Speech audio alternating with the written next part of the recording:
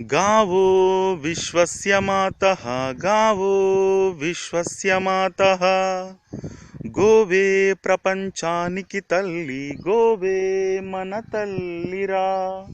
ఈ సమస్త జగత్తును భగవంతుడు ఏర్పాటు చేసి తన యొక్క పూర్తి సామర్థ్యాన్ని పూర్తి శక్తులని ఆ యొక్క గోవు లోపల నిక్షిప్తం చేసి తను సాకార రూపంలో మనకు నిత్య దర్శనాన్ని ఇవ్వడానికి గోవు రూపంలో గోమాతగా అవతరించాడు.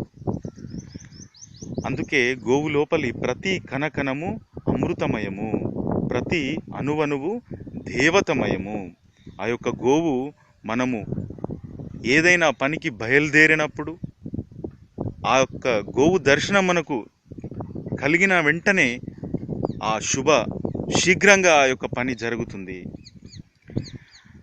గోవు ఔన్నత్యాన్ని మనం వర్ణిస్తే మన జన్మ ధన్యమవుతుంది. గోవును సేవిస్తే మనకు ఉన్నటువంటి పాపాలన్నీ పోయి పుణ్యము కలుగుతుంది. గోవు సంరక్షణ మనం చేసినట్లయితే మన జన్మ చరితార్థమవుతుంది. ప్రతి కణకణము అమృతమయము ఎంచి చూడ సోదరా, ప్రతి అణువణువు అమృతమయము ఎంచి చూడ సోదరి, ప్రతి కణకణము అమృతమయము ఎంచి చూడ సోదరా, ప్రతి అణువణువు దేవతమయము ఎంచి చూడ సోదరి.